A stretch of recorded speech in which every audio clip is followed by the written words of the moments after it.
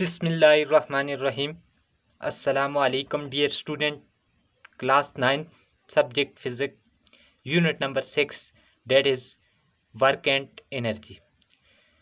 Student, last time हम लोगों ने यूनिट 6 के वर्क एंड एनर्जी में वर्क के टॉपिक को डिस्कस किया था और वर्क के बाद हमने एनर्जी को डिस्कस किया था और एनर्जी की टाइप्स को, काइनेटिक एनर्जी को डिटेल में डिस्कस किया था।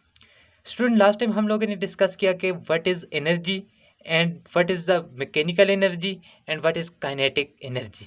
स्टूडेंट, हमने कहा कि एनर्जी क्या है, कि the ability of a body to do work is called energy.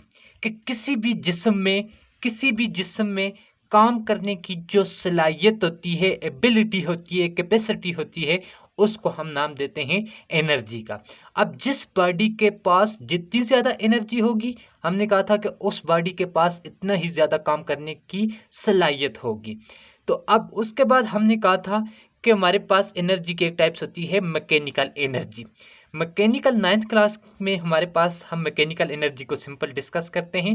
Mechanical energy हमने कहा था कि किसी भी बॉडी की जो काइनेटिक एनर्जी होती है और पोटेंशियल एनर्जी होती है, इनका सम जो है, sum of kinetic energy and potential energy is called mechanical energy. इस काइनेटिक एनर्जी और पोटेंशियल एनर्जी के सम को हम नाम देते हैं कौन सी एनर्जी? मैकेनिकल एनर्जी का। उसके बाद स्टूडेंट हमारे पास यानी मैकेनिकल एनर्जी दो एनर्जी का मजमूआ आ जाता है। First one is kinetic energy and second one is potential energy. Student, last lecture में हमने काइनेटिक एनर्जी को डिटेल में डिस्कस किया था। हमने कहा था कि काइनेटिक एनर्जी कौन सी एनर्जी है? The energy possessed by a body due to its motion. कि कोई भी बॉडी हमारे पास अगर मोशन कर रही है, उसके पास ड्यू टू मोशन उसको जो एनर्जी पोजेस होती है, उस एनर्जी को हम नाम देते हैं काइनेटिक एनर्जी का। और काइनेटिक एनर्जी हमारे पास आई थी half M V square, M mass of the moving body and V speed is the speed of the moving body. अगर हमें मूविंग बॉडी का मेस का पता हो और वेलोसिटी का, स्पीड का उसकी का पता हो, तो हम ये पता लगा सकते हैं इस इक्वेशन की मदद से कि मूविंग बॉडी के पास कितनी काइनेटिक एनर्जी पोजेस हुई है। तो अब स्टूडेंट, अगर कोई भी ऑब्जेक्ट हमारे पास कोई भी ऑब्जेक्ट मोशन कर रहा है, तो हम ये बात समझ जाएंगे कि ड्यूरिंग मोशन उसके पास कौन सी एनर्जी की कौन सी टाइप से काइनेटिक एनर्जी है। कोई भी ऑब्जेक्ट जब मोशन करेगा तो उसके पास एनर्जी जरूर होगी, और वो एनर्जी की कौन सी टाइप्स होगी? काइनेटिक एनर्जी होगी। स्टूडेंट, जो ऑब्जेक्ट मोशन कर रहे हैं, इनके पास तो काइनेटिक एनर्जी है, लेकिन जो ऑब्जेक्ट रेस्ट में हैं, इनके पास कौन सी एनर्जी है? फॉर एग्जांपल, हमारे पास रूम में बहुत सारी चीज़ें पड़ी हुई हैं, ऑब्जेक्ट पड़े हुए हैं, हमारे इर्द गिर्द रेस्ट में हैं, बहुत सारी चीज़ें रेस्ट में पड़ी हुई हैं, तो इनके पास कौन सी एनर्जी है? तो स्टूडेंट, क्वेश्चन ये राइज होता है कि हमारे पास ये जो इर्द गिर्द जो रेस्ट में चीज़ें हैं, क्या इनके पास कोई एनर्जी है? यस, एनर्जी है। अब कौन सी एनर्जी है इनके पास? तो वो हमारे पास है पोटेंशियल एनर्जी। यानी हम देखना चाहते हैं कि जब हम किसी ऑब्जेक्ट को सतह अर्थ से ऊपर की तरफ लेकर जाते हैं तो उसके पास कौन सी एनर्जी है। अगर हम खिलौने वगैरह को, रबड़ वगैरह को खींचते हैं तो इनके पास कौन सी एनर्जी है? इस टाइप्स की एनर्जी को हम बोलते हैं पोटेंशियल एनर्जी। लेकिन स्टूडेंट, दो शराइतें, इन रेस्ट ऑब्जेक्ट के पास अगर पोटेंशियल एनर्जी है तो उसके लिए दो शराइत होंगी, तब उनके पास पोटेंशियल एनर्जी होगी। या तो उन ऑब्जेक्ट की अर्थ की सरफेस से हाइट होगी, या उनके पास पोजीशन में चेंज आएगी। अगर ये दो ऑब्जेक्ट के अंदर दो कंडीशन सेटिस्फाइड होंगी, तो तब इन रेस्ट ऑब्जेक्ट के पास भी पोटेंशियल एनर्जी होगी। तो आज का हमारा जो टॉपिक है स्टूडेंट, वो है पोटेंशियल एनर्जी ऑफ ऑब्जेक्ट। के हम देखेंगे आज की वीडियो में पोटेंशियल एनर्जी क्या है, पोटेंशियल एनर्जी की डेरिवेशन करेंगे, और उसके बाद हम डिस्कस करेंगे पावर को। तो आज का हमारा टॉपिक है पोटेंशियल एनर्जी। तो स्टूडेंट, आज का जो हमारा टॉपिक है potential energy, what is potential energy, कि हमारे पास पोटेंशियल एनर्जी क्या है। The energy possessed by a body due to change its shape और position is called potential energy. हम कहते हैं कि हमारे पास the energy possessed by a body, वो एनर्जी जो बॉडी को पोजेस्ड होती है, बॉडी को मिलती है। किस वजह से बॉडी को पोजेस होती है, ये मिलती है? Due to change its shape. पहली बात, बॉडी की शेप में चेंज आने से, और पोजीशन या बॉडी की पोजीशन चेंज होने से, बॉडी की शेप में चेंज आने से या बॉडी की पोजीशन में चेंज आने से बॉडी को जो एनर्जी मिलती है, जो एनर्जी पोजेस होती है बॉडी को, उस एनर्जी को नाम देते हैं पोटेंशियल एनर्जी। यानी जैसे हमने कहा था कि बॉडी जब मोशन करती है तो मोशन के दौरान बॉडी को जो एनर्जी पोजेस होती है that is called kinetic energy. Similarly अब इसी तरह से अगर कोई बॉडी रेस्ट में है तो हमने कहा उसके पास भी पोटेंशियल एनर्जी है, लेकिन हमने कहा उसके पास दो शराइत होंगी, या तो बॉडी की उसकी सरफेस ऑफ अर्थ से उसकी हाइट कुछ ना कुछ हाइट बनती हो, यानी उसकी हाइट पे हो तो उसके पास एनर्जी होगी, या उसकी शेप में चेंज आए, पोजीशन में चेंज आए तो तब भी उसके पास पोटेंशियल एनर्जी हो सकती है। तो हम कह सकते हैं कि अब कोई बॉडी की अगर शेप चेंज हो या उसकी पोजीशन में चेंज आए तो बॉडी को एनर्जी पोजेस्ड होती है। बॉडी की उस एनर्जी को नाम देते हैं पोटेंशियल एनर्जी का नाम देते हैं। स्टूडेंट सपोज करते हैं कि हम देखते हैं कि हमारे पास डेली लाइफ में हम रबड़ को खींचते हैं, रबड़ को जब खींचते हैं तो हमारे पास खींच कर छोड़ते हैं तो हमारे पास वो रबड़ जो है वो अपनी पहली वाली पोजीशन की तरफ आ जाती है। इट मीन कि खींचने के बाद उस रबड़ के पास कोई ना कोई एनर्जी मौजूद थी जिसकी वजह से उसने अपनी ओरिजिनल शेप को गेन किया है। वो जो एनर्जी थी वो उसके पास, जो हमने उसको फोर्स अप्लाई की थी, वो फोर्स बॉडी के अंदर रबड़ के अंदर स्टोर हो गई थी। वो वर्क हमने वर्क डन किया था, फोर्स जो अप्लाई की थी, वर्क डन किया था, वो बॉडी के रबड़ के अंदर स्टोर हो गया था। किसकी फॉर्म में? In the form of potential energy. जब रबड़ को हम छोड़ देते हैं तो वो अपनी due to the potential energy वो अपनी ओरिजिनल शेप को क्या कर लेती है? गेन कर लेती है। तो अब ये रबड़ की शेप चेंज हुई। इसी तरह से प्लास्टिक के खिलौने वगैरह को जब हम फोर्स अप्लाई करते हैं उनकी शेप चेंज हो जाती है। शेप चेंज हो जाती है जब फोर्स को रिमूव करते हैं, आफ्टर रिमूवल ऑफ फोर्स, तो वो अपनी ओरिजिनल शेप को गेन करते हैं। गेन किस वजह से करते हैं? उनके पास पोटेंशियल एनर्जी होती है, क्योंकि हमने जो वर्क डन किया था, हमने जो फोर्स अप्लाई की, वर्क डन किया, उनकी शेप को चेंज करने में वो शेप चेंज हुई, वो वर्क डन उनके अंदर स्टोर हो जाता है in the form of potential energy. अब मैंने ये कहा कि यहाँ पे बॉडी को पोटेंशियल एनर्जी शेप में चेंज आने से या पोजीशन में चेंज आने से पोटेंशियल एनर्जी मिलती है। सपोज कि मेरे पास एक टेबल पड़ी हुई है, इस टेबल के ऊपर ये मेरे पास बुक है, इस बुक को ये नीचे पड़ी हुई थी on the surface of earth. इस बुक को मैंने उठा के मैंने इस टेबल की सरफेस के ऊपर इसको रख दिया। अब मैंने नीचे से बुक को उठाकर ऊपर रखने में क्या किया है? वर्क डन किया है। मैंने इसको एनर्जी सप्लाई की है, वर्क फोर्स लगा की वर्क डन किया। तो वर्क बुक को मैं नीचे से उठाकर ऊपर जब रख रहा हूं तो मैंने बुक पे क्या किया है? वर्क डन किया है। वो जो फोर्स, वो जो एनर्जी थी, वो जो मेरा वर्क डन था, वो बुक के अंदर स्टोर हो गया। किस फॉर्म में? एनर्जी की फॉर्म में। लेकिन यहाँ पे जो एनर्जी बुक के अंदर आई है उस एनर्जी को मैं नाम दूंगा पोटेंशियल एनर्जी। क्यों? कि इसकी पोजीशन चेंज हुई है। तो कि पहले बुक की पोजीशन, सपोज कि हमारे पास बुक यहाँ पे पड़ी हुई थी, अब यहाँ पे मैंने फोर्स अप्लाई करने के बाद बुक को मैंने उठा के बुक को यहाँ पे ले गया हूँ।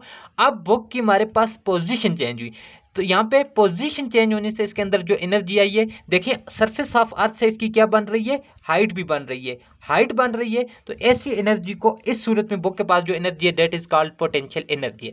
अब इस केस में देखिए मेरे पास स्प्रिंग है, स्प्रिंग पहले ओरिजिनल अपनी पोजीशन पे था, इसकी जो लेंथ बनती है वो एक्स लेंथ बनती है। जब इस पे मैंने फोर्स अप्लाई की तो अब फोर्स अप्लाई करने से ये स्ट्रेच स्प्रिंग जो है, अब इसकी जो लेंथ है वो एक्स नॉट होगी, एक्सटेंड होगी लेंथ।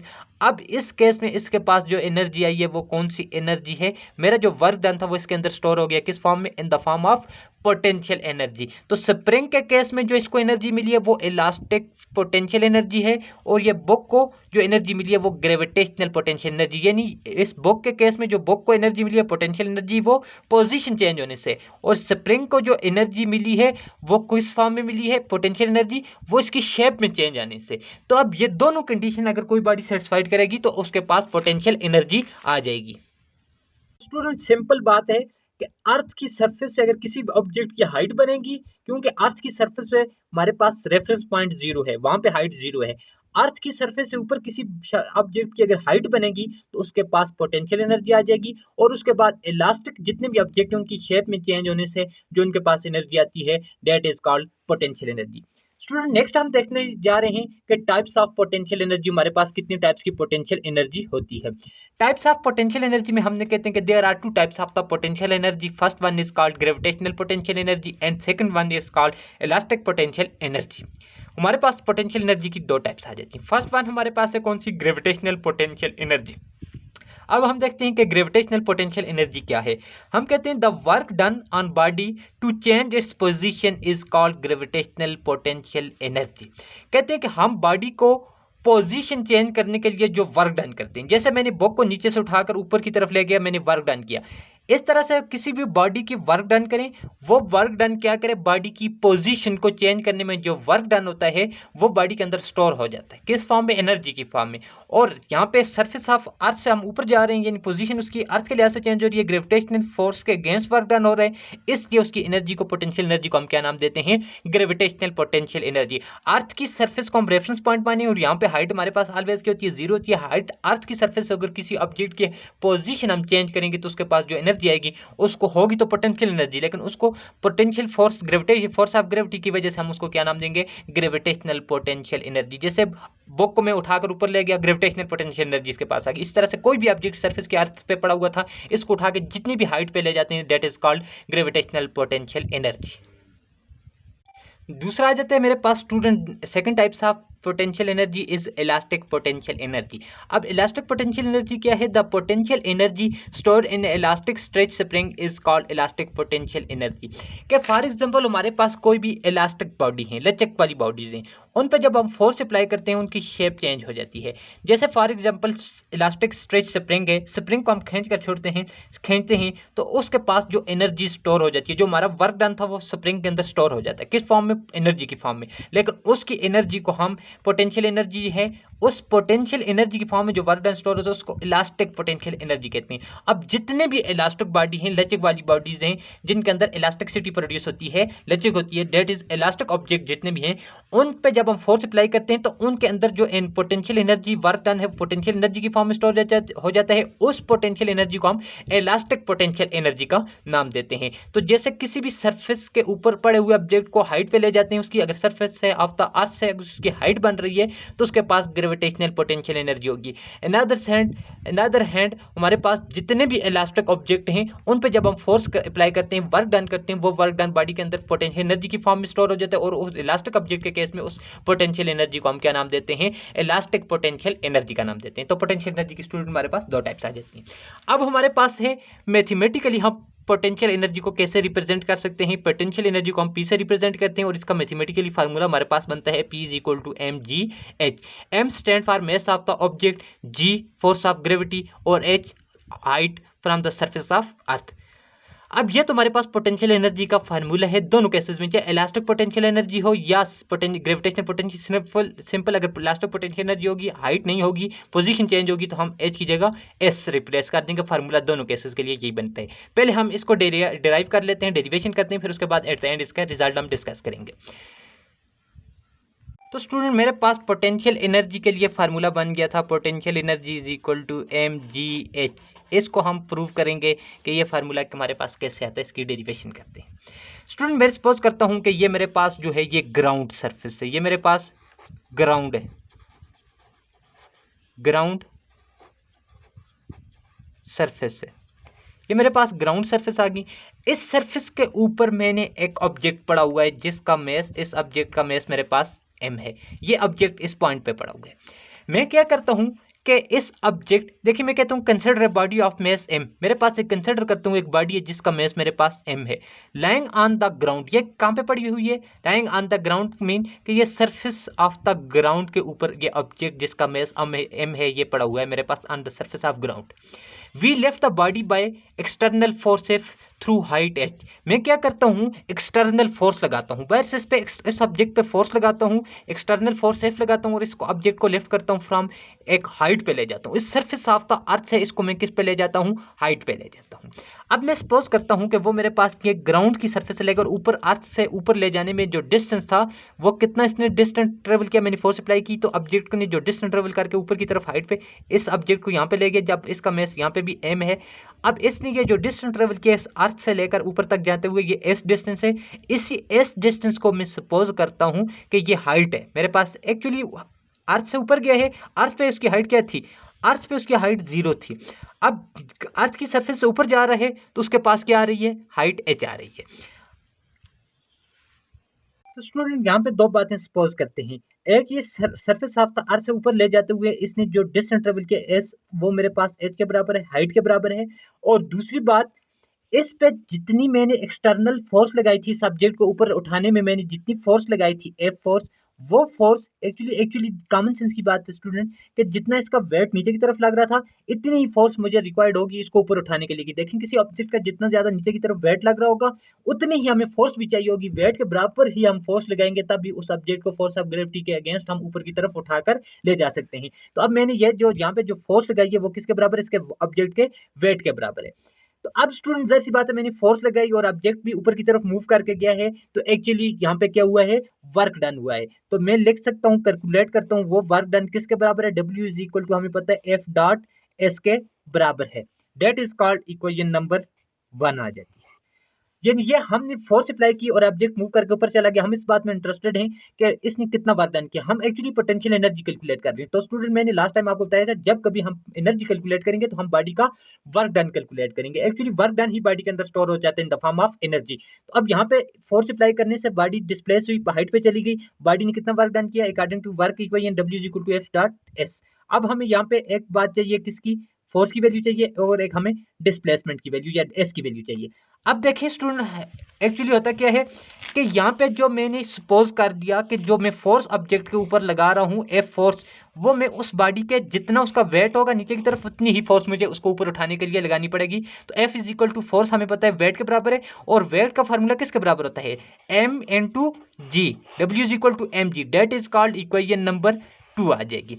अब स्टूडेंट दूसरी बात, डिस्टेंस की वैल्यू है। अब यहाँ पे जो एस स्टैंड फॉर डिस्टेंस जो है, डिस्टेंस हमने कितना ट्रेवल किया एस, और एस को हमने सपोज कर दिया कि वो ऑब्जेक्ट की क्या बन जाएगी, सरफेस ऑफ द ग्राउंड से उसकी हाइट बनती है। तो एस की वैल्यू को मैंने ले लिया, किसके बराबर ले लिया है, एस की वैल्यू को मैंने बराबर ले लिया है हाइट के। That is called equation number 3 आ जाता है। मैं क्या करता हूँ student, equation put 2 and 3, equation 2 and 3 को एन वन में पुट कर देता हूं, क्या बन जाएगा, W is equal to, F की वैल्यू मेरे पास क्या है, एम जी, पुट कर दिया डॉट, एस की वैल्यू मेरे पास क्या है, एस की वैल्यू एच आ जाएगी। ये मेरे पास W की वर्क डन जो हो गया, बॉडी ने ग्राउंड की सरफेस ऊपर जाते हुए जो वर्क डन किया, W is equal to M G की वैल्यू आ गई है, M G H, that is called equation number 4। अब यही वर्क डन ऊपर हाइट सरफेस पे टॉप पे पहुंच के बॉडी के अंदर स्टोर हो जाएगा। यही वर्क डन जो एमजीएच है, ये बॉडी के अंदर एनर्जी की फॉर्म में स्टोर हो जाएगा। लेकिन हाइट है तो हाइट होगी जब कभी, तो वहां पे हम इस वर्क डन को क्या नाम देंगे, पोटेंशियल एनर्जी की फॉर्म में ये वर्क डन स्टोर हो जाएगा। तो अब यहाँ पे क्या हो जाएगा, equation 4 implies that work done किसकी फॉर्म में स्टोर हो जाएगा, पोटेंशियल एनर्जी की। पोटेंशियल एनर्जी किसके बराबर हो जाएगा, M G into H, that is called gravitational potential energy और सिंपली पोटेंशियल एनर्जी। ये मेरे पास फार्मूला ड्राइव हो जाता है। अब ये तो स्टूडेंट हाइट वाली बात जब होगी तो ये फार्मूला है, लेकिन जब बॉडी की पोजीशन भी चेंज होगी तो फिर भी यही फार्मूला है। लेकिन जब पोजीशन, जैसे स्प्रिंग के केस में पोजीशन चेंज हुई थी, उस केस में हमारे पास हाइट नहीं थी, फिर भी फार्मूला क्या बन जाएगा, पोटेंशियल एनर्जी के लिए एम जी, फार्मूला यही है। हाइट नहीं होगी, जहाँ पे पोजीशन चेंज होगी तो वहाँ पे एक्स हो जाएगा, यानी x stand for position change हो जाएगी। तो जितनी पोजीशन चेंज हुई इतना हमें अगर पता होगा, तो जी और एच, एम बॉडी के अगर मैस का पता हो, जी हाइट का पता ग्रेविटेशनल एक्सेलरेशन है, और एक्स उसकी हाइट, या इस केस में हाइट और इस केस में पोजीशन, इन चीज़ों को पता हो तो इन दो फार्मूलों की मदद से ग्रेविटेशनल पोटेंशियल एनर्जी को हम इजीली कैलकुलेट कर सकते हैं। स्टूडेंट नेक्स्ट हमारे पास टॉपिक है एनर्जी से रिलेटेड एक वर्क, और एनर्जी से रिलेटेड एक टॉपिक है छोटा सा, डेट इज पावर। हम डिस्कस करेंगे कि what is the meaning of power, power के क्या मतलब है। स्टूडेंट पावर सिंपल सा टॉपिक है, लेकिन पावर को समझने से पहले हम छोटी सी एक एक्टिविटी परफॉर्म कर लेते हैं। स्टूडेंट मेरे पास, हम सपोज करते हैं कि हमारे पास टू पर्सन है, person A and person B. Student हमारे पास दो बॉक्स हैं सेम साइज के, उनके अंदर सपोज करते हैं कि हमारे पास खिलौने पड़े हुए हैं, टॉयज पड़े हुए हैं, खिलौने पड़े हुए हैं, और इन खिलौनों को हम इन बॉक्स से उठाकर दूसरे ड्रम वगैरह में डालने जा रहे हैं। तो अब देखें, सेम साइज के ये बॉक्स हैं, इनमें सेम नंबर ऑफ तक खिलौने की जो तादाद है वो भी सेम है। अब ये दोनों के लिए हमारे पास क्या है, टाइम भी सेम है। अब हम देखें, सेम टाइम के लिए हम इनको स्टार्ट करने को बोलते हैं। तो पर्सन ए जो है वो इस बॉक्स से खिलौने उठाकर ड्रम वगैरह में, दूसरे बास्केट वगैरह में फेंक रहा है, डाल रहा है, और ये दोनों यही काम परफॉर्म कर रहे हैं। अब ये जो हमारे पास, तो स्टूडेंट इन खिलौनों को उठाकर दूसरी जगह फेंकने के लिए दोनों, यानी दोनों इन ड्रम वगैरह में रखने के लिए जो डिस्टेंस है वो भी दोनों केसेस में 5 मीटर हम सपोज कर देते हैं। तो फिर हम देखते हैं स्टूडेंट, पर्सन ए जो है यही काम करता है 1 आवर में, और पर्सन बी जो है वो यही काम 5 आवर में परफॉर्म करता है।